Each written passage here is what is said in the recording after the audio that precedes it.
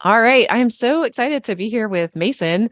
Mason, thanks for agreeing to come on. I have been thinking about interviewing you for a while, and I was like, oh, he must be really busy.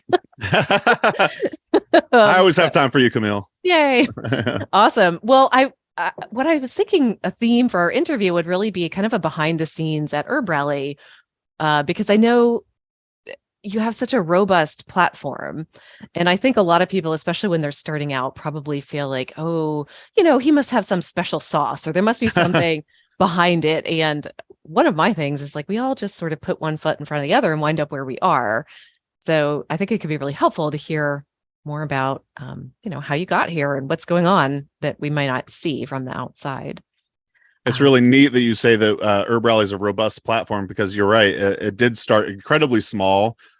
We basically just started listing events, and that's all we were. We were the herbal communities event platform. That's kind of how I saw it. And then over time, I was like, oh, it'd be cool to add monographs. And then next thing you know, we're doing a podcast and stuff like that. So yeah, just kind of continuously grew. And it hit me the other day. I think LinkedIn may have reminded me, but I started HerbRally in 2015. So it's over 8 years old now, which is kind of mind blowing to me. oh, congratulations. That's Thanks. exciting. Yeah. So maybe we could start out and share what inspired you to actually create Herb Rally or the schoolhouse. I know you have the schoolhouse, which is a newer component. Sure. But if you'd love to talk about either one of those, that'd be great.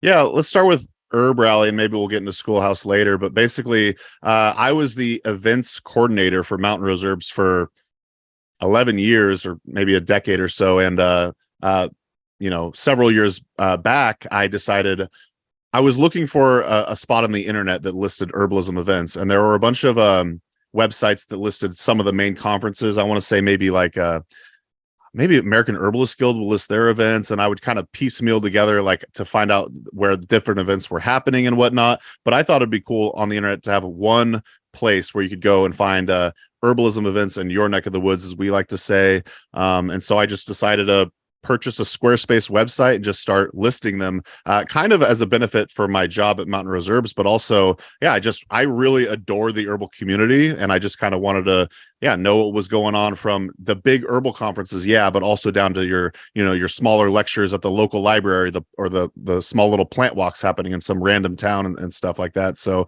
it was really just a resource I created for myself, and I figured a lot of other people would be interested as well.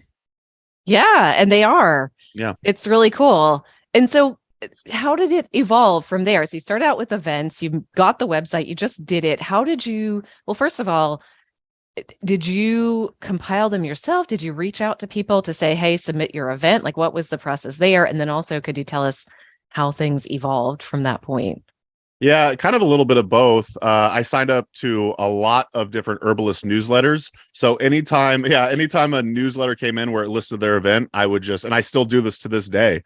I see this event happening, and then I list it on the website. And we organize by both all events and then events by state. Technically, we have an international events page as well, which isn't as robust. But yeah. So I sign up to a lot of newsletters. Anytime I found out about something, I list it.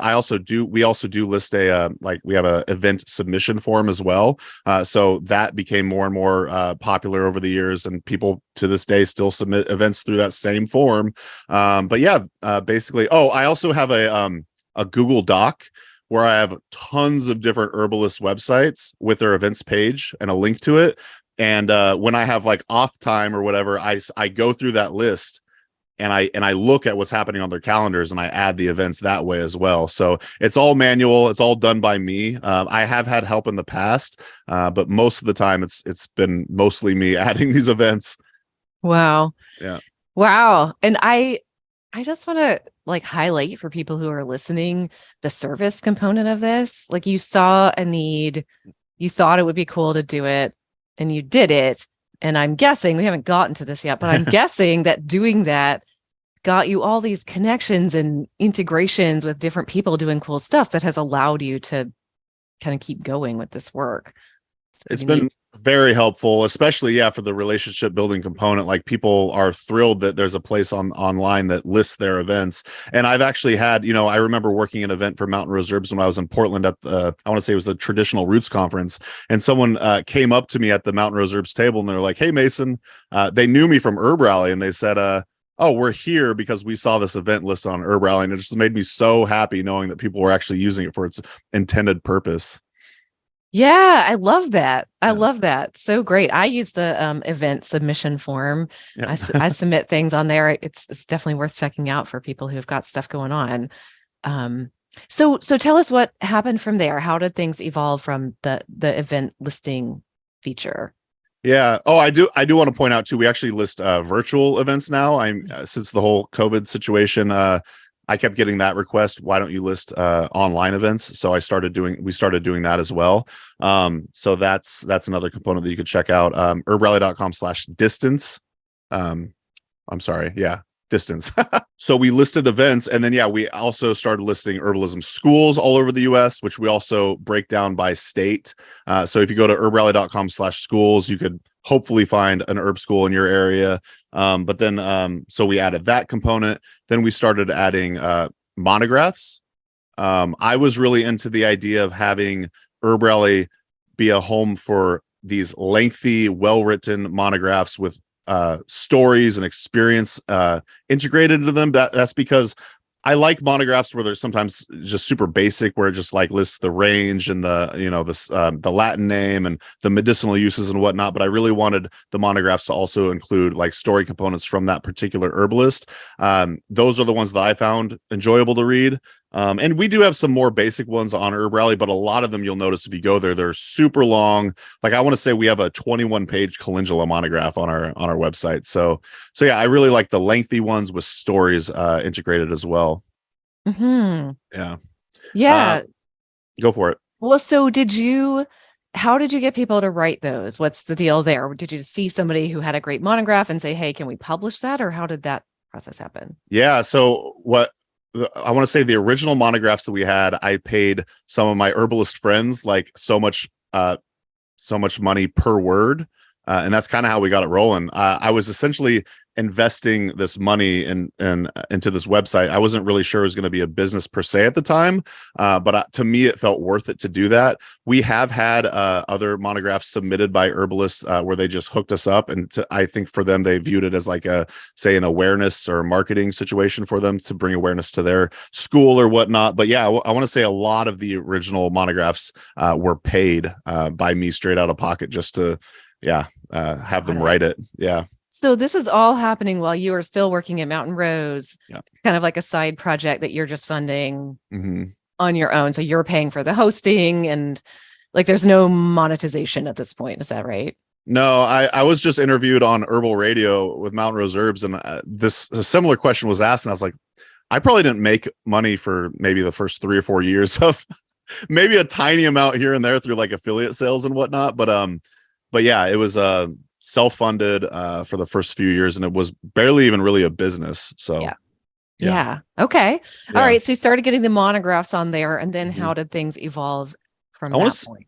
I want to say the podcast was next, and I actually did kind of something similar, to be honest. I was paying for people to teach lessons on the podcast, but then a lot of the times people would submit audio, say from an herb conference, in order to promote next year's herb conference or something like that. But yeah, a lot of it was me reaching out to herbalists that I knew that they had projects that they wanted to promote, and then they would just sit down and record some sort of audio lesson, and then they would include that particular project that they wanted to promote as well.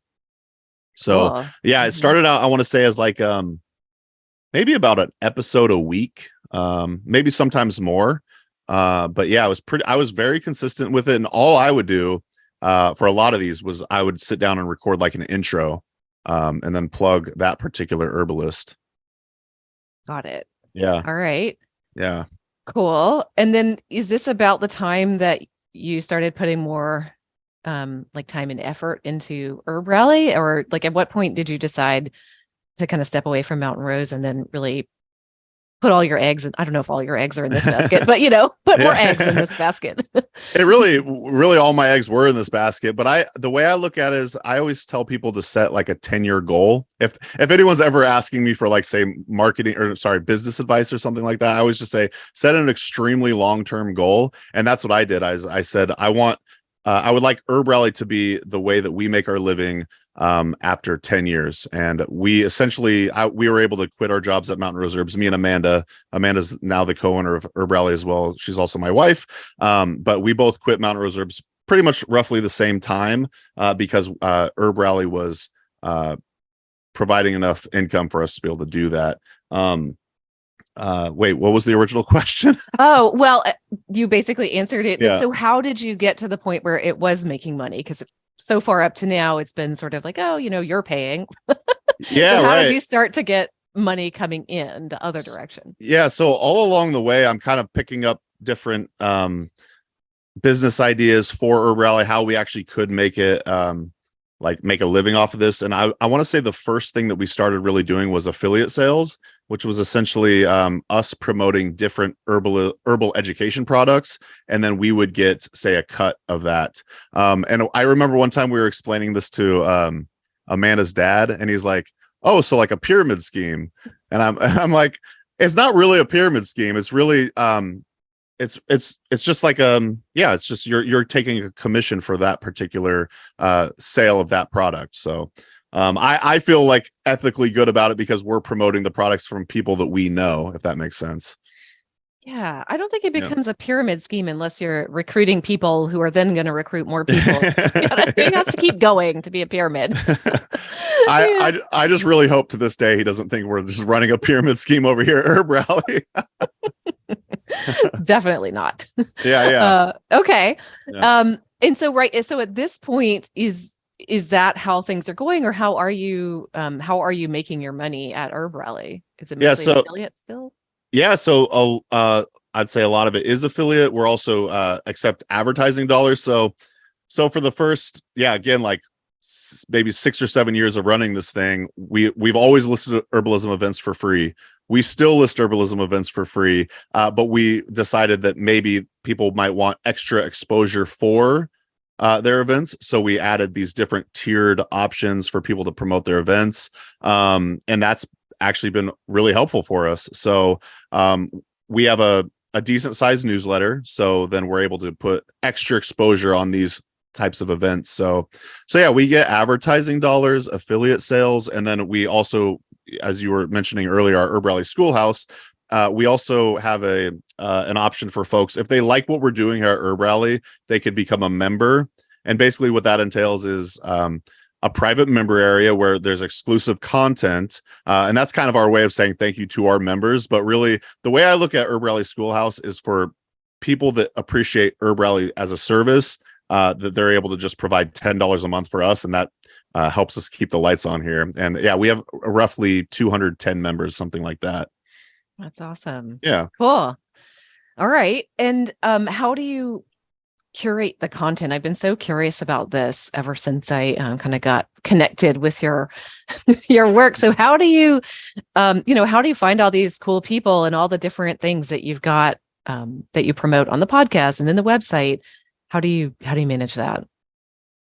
Yeah, so also another thing that we've added recently is we've always had the podcast, but we just started something called the Herbalist Hour, which Camille Freeman was on. And, a lot of times as far as like who we get on that show is kind of random. It's like I get like, say, an email from you or like a newsletter from you or something like that. I'm like, oh, shoot, I should have Camille on the show. That'd be great. And then I just email you or whoever, and then we get something in the books. As far as like schoolhouse content, it's kind of depends on where we're at in the world at that particular moment. Like we're back in Wisconsin now, so we want to go record some more herbal energetic classes with our friend Kyle Denton over at Tippecanoe Herbs, and it's really just kind of inspiration. Maybe there should be more intention behind it, but yeah, it's really just who is inspiring me in that current moment. Who do I know in the area and that kind of thing. I love that you said that, because I think so many people would maybe look at HerbRally from the outside and think, oh, because you see there's all these classes, like you got to have a content plan and the content has to be leading somewhere and, blah, blah, blah. And I just haven't found that to be true for myself. And it sounds like for you, you're also just kind of going with the flow, doing what is in front of you and what seems like it's of value and service. And here we are. Is that, that's fair? Yeah, and if we go over some more tools of the trade later on, I could tell you we do have somewhat of a plan, but I agree with you wholeheartedly. Like being too rigid with something, I feel like inhibits speed, and I'm interested and yeah, I like the organic approach. I like what's inspiring me in that moment, who's inspiring me and whatnot. So, and I have the fortune to know so many great herbalists. Like there's never going to be a shortage of classes that we could put out and whatnot. Yeah, totally. Yeah. Totally. Oh, Yeah. I love that. Yeah. So my next question is, how do you market or promote HerbRally? And if you could share what's been successful or the most successful thing you've done, that might be super helpful for people listening. Totally. So I was chatting with Amanda about this before we jumped on the call, and she took this question as like, how do we market ourselves? Like, and she used the word authenticity. So I do want to highlight that. Like, one thing that we do here at HerbRally is we're trying to be ourselves as much as possible. We'll curse in the podcast sometimes because I do that in daily life, or a lot of herbalism podcasts will have like, say, more folk type music for their intro song, but I like hip hop music, so we kind of created this hip hop song and whatnot. So I really liked Amanda's approach to that question, because I did want to highlight I really like that HerbRally's borderline an extension of both of our personalities. Her art gets to shine through the website, and my personality gets to shine, I guess, through hosting the podcast and whatnot. And I really like that approach. But as far as like more practical stuff, I know you have an episode about this on In the Clinic about like email collection and having, say like freebies and whatnot. I will say we do use that. So the email newsletter is huge for us. And so what we do is we offer 13 herbal freebies in exchange for your newsletter. I will say, or your email subscription. I will say this. I say that very upfront. I'm like, we're going to give you these 13 freebies in exchange for your email address. And that's been very helpful to growing our newsletter to around 14,000, over 14,000 subscribers now. Otherwise, I want to say, just the constant, consistent content production. Basically, like we have been releasing literally 7 YouTube videos per week. We've been publishing podcast episodes 5 days per week, and I think that's really helped grow our audience and just the general good feels and community overall. Yeah. And tell me about the newsletter. How often do you send that out? So on our like sign up page, I say 1 to 4 times per week. I think it's important, if you are going to collect people's email addresses, you should tell them what they can expect. And I say 4 times per week. That's definitely at the high end. But there probably has been weeks in the history of HerbRally where we have put out 4 per week. I want to say on average, it's probably around 2 times per week. But yeah, usually what is in our newsletter is event updates, what's new as far as content wise here at HerbRally, and just basically what's going on in the herbal community. Essentially, that's what we're trying to do. Yeah, they're super helpful. I get them, and I read them. Yeah, nice. Yeah. I don't always read newsletters, but I do read yours. That's awesome. So you're doing 7 YouTube videos, 5 podcasts, 1 or more newsletters. I think you're also on various social places. Mm-hmm. So how is all of this happening? Do you have help? Are you doing this? What's going on behind the scenes to make all this happen? So I want to say maybe around year 3, I did hire my friend Sarah, and she helped out a lot. And then for a little bit, I hired my sister-in-law. But yeah, in HerbRally's existence, it's mostly been me. And then the past couple of years, since Amanda came on, we both essentially it's the 2 of us. So no outside help other than people contributing their monographs or podcast episodes and whatnot like that. But all the admin, all the videography and stuff like that, that's Amanda and I. Wow. Yeah. So do you have, just to get into the nitty gritty, because I know we're both people that are interested in the the back end of things. Sure. Do you have a schedule where you're like, okay, Monday mornings I do editing, Tuesdays I do podcast? Like, do you have something like that, or are you just sort of like waking up every day and seeing what's on the table? How do you go through this? I want to say in the biz world, they call that batching. Yes. We, uh, we, we kind of do. Honestly, we should probably do more of it. And later on, we might talk about, say, some of the challenges of HerbRally. I would say, yeah, prioritization could be a challenge for us for sure. But our main tool that we use now is Asana. For years, we were on a project management software called Reich, but we use Asana now.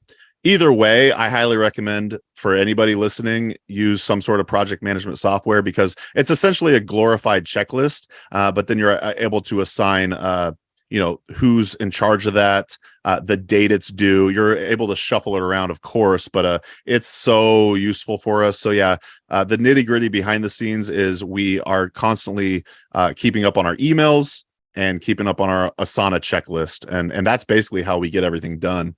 But to answer your question, we don't really batch stuff per se. Sometimes we will if we have to be hyper, on it. But yeah, it's all about the project management software for us.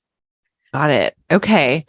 And do you have work hours? Like, are you like, okay, 3:00 today, I'm done, I'm off? Or are you sort of, I know it seems like you're in your home, and when that's happening, it can be really hard to separate and to be like, okay, now it's my free time. How do you do with that? Or do you do that? Yeah. Tell us your tricks. Yeah. Amanda's been enforcing weekends. So we're not allowed to work on weekends anymore. Although I probably still have been bad about that. On occasion, I'll sneak off and do something, but we're trying to keep it sacred, right? So we're trying to say Monday through Friday. I don't schedule podcast interviews on Saturday or Sunday anymore if I could help it. But yeah, I would say we are trying to keep essentially a 9 to 5, Monday through Friday. Mm-hmm, mm-hmm. Yeah. Got it. Yeah. So hard. It's so hard when you work at home. It really, yeah, it is. And, it's easy to just walk over and do the dishes, which isn't really helpful for getting your actual HerbRally work done. Yeah, totally. Yeah. Okay, cool. And what's been the hardest part of doing all of this? Because this is a lot. This is a whole lot for one or even two people to be managing. Yeah, I would say one of the challenges is definitely like the work-life balance. When me and Amanda are just hanging out, trying to like have a good time, and I start talking about work, it's like that's definitely challenging. And for me, I view it as, I don't know, I find it entertaining, but I know that we all need to shut our brains off and actually get restorative, go do some fun things that are helpful for like our general well-being. And so I'm really trying to turn things off, because I'll even find myself listening to certain educational podcasts, which almost could be deemed as work as well, when I need to just, some people in the herbal community might find it weird or interesting, but I'm like a basketball fan. I like the NBA. I've liked it since I was a kid. And so I have all these storylines in my head. And I got rid of all of that part of my personality for probably a decade. And it was because I thought it was childish and stupid, but I brought that back into my life because I realized having these pointless things is actually beneficial.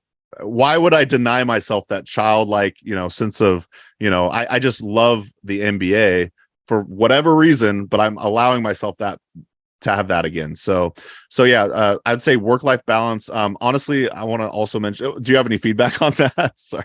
Oh no, I love that you said that, because I think there is some pressure. You don't always see people sharing stuff like that, and I love it. I grew up in Kentucky, and college basketball there is like life. So yeah, totally. I get it. Yeah. So another challenge I want to say is the financial component. Like when Amanda and I were employed by Mountain Rose Herbs, we were getting steady paychecks every couple weeks, and that was, it was so nice. Like you didn't really have to worry as much about paying your bills and whatnot. But I feel like since quitting and doing HerbRally full time, there is that worry and pressure that you're not doing enough, or like, yeah, I want to keep doing this. And yeah, I love working on HerbRally, but sometimes there's the pressure of like, holy shit, hopefully we make enough money to survive. Yeah. I hear that. And I think especially with what you were talking about before, sometimes there's the feeling that like, oh, I could work more and potentially make some more money, Yeah. or I could rest or do other things for my own like personal or mental health. Yeah. But sometimes there is the feeling of like, well, yeah, like there are times when working more does mean that you make more money. And so Yeah. it's hard. It's really hard to to be like, okay, all right. Absolutely. I so hear that.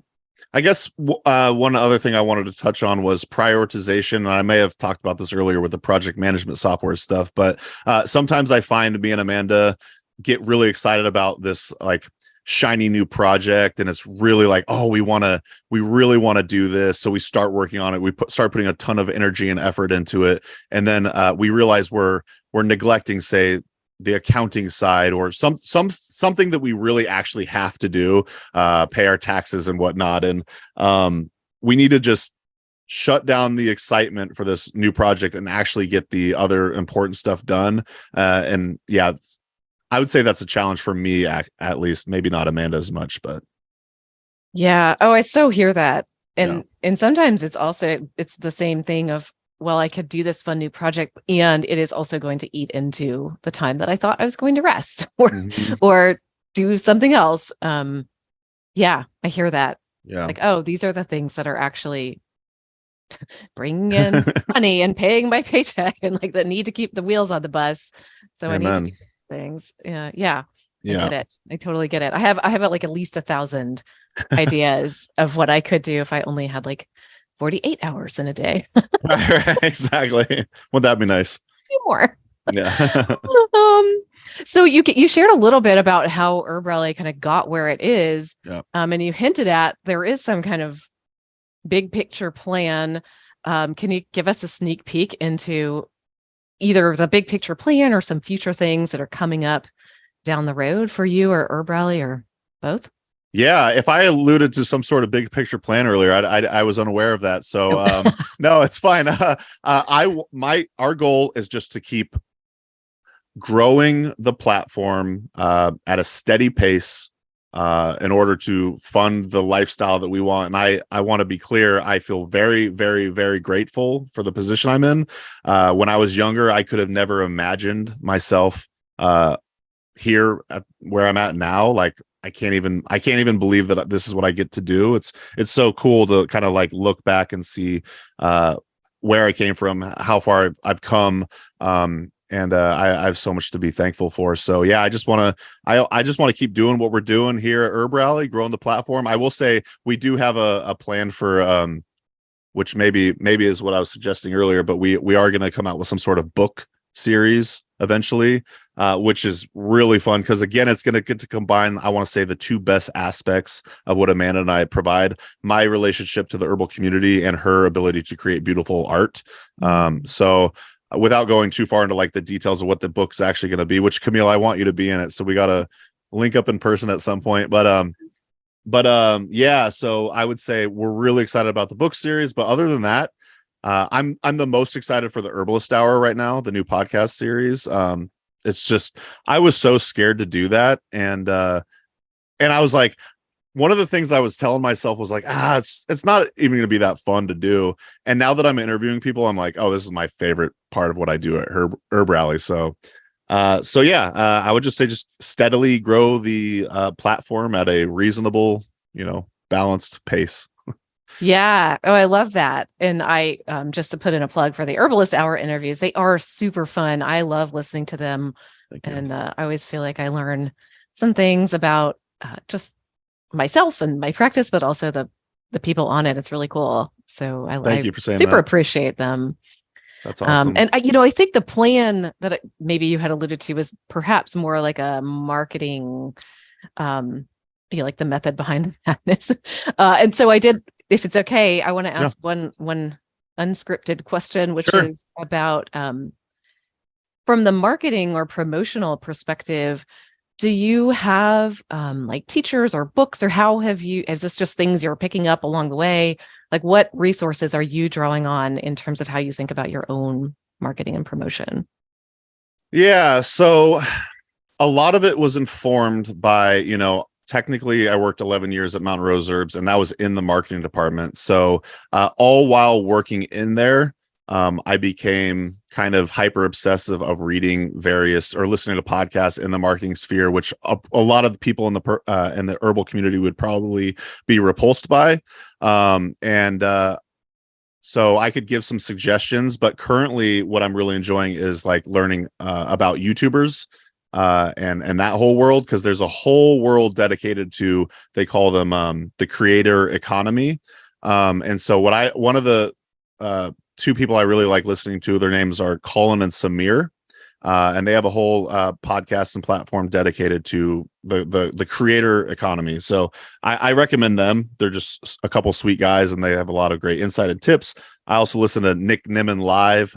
He's also kind of a fun YouTube type content creator. Otherwise, yeah, I know you use AppSumo sometimes, and I'll listen to the creator of AppSumo sometimes, his podcast, Noah Kagan. I've learned a lot of different marketing tips and tricks, if you will, from him. Again, like some people might be repulsed by his bravado and cursing and bro nature, but I feel like find the type of marketing person that resonates with you. And there's a lot of great people out there to check out. I know a lot of people like say maybe Amy Porterfield or something like that, but you probably have some really good resources and suggestions as well. But I do think it's important to educate yourself on this, because again, I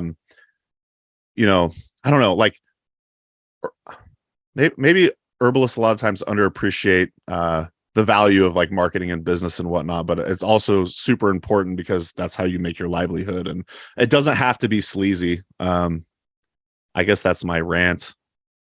Yeah. Well, I think it ties into what you said before about authenticity.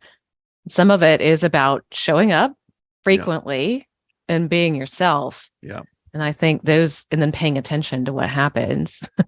Those are some of the key things. But I agree. I think that you aren't just born knowing how to market. Yeah.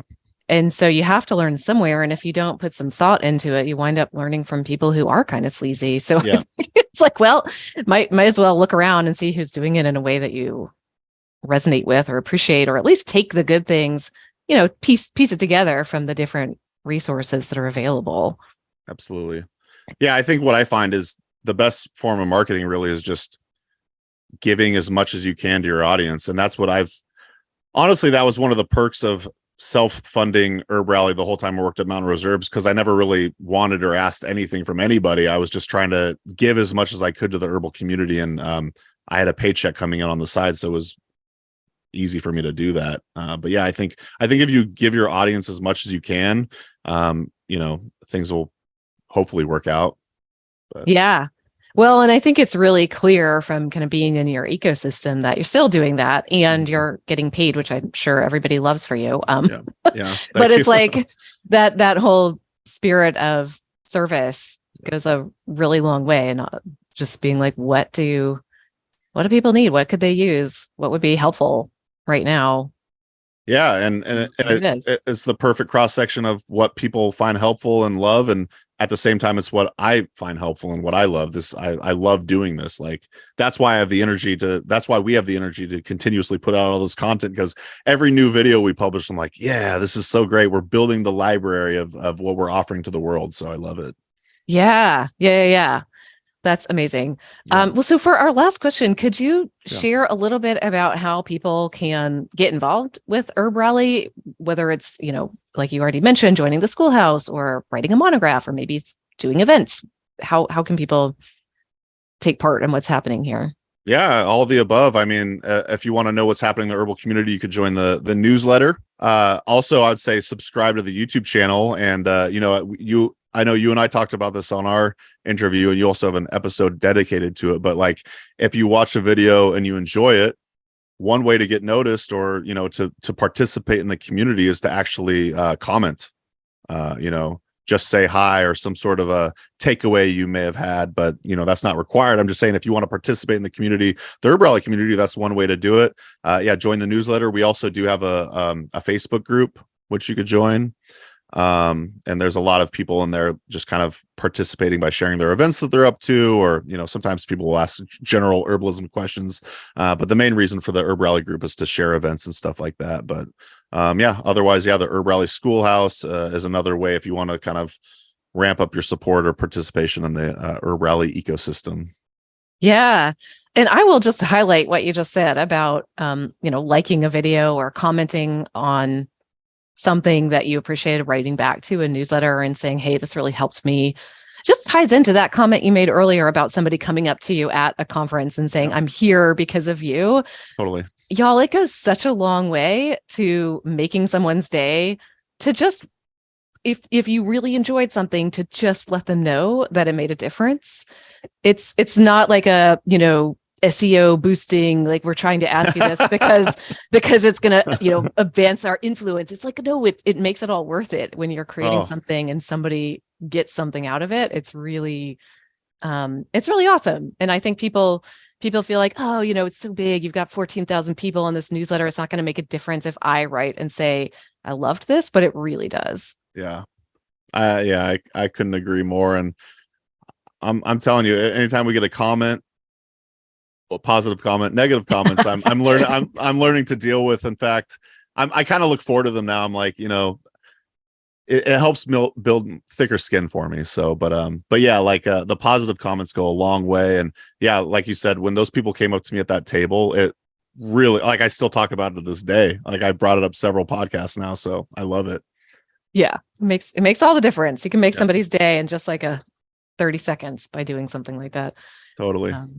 Anyway, Mason, thank you so much first of all, for coming on this podcast, but second of all, for all the work that's gone into HerbRally. I think I had a sense for it, but talking to you, I have an even better appreciation for everything that's gone into it and all the time and love and dedication that it's taken to get it here. And it's such a service to the herbal community. I'm so glad that you're doing it.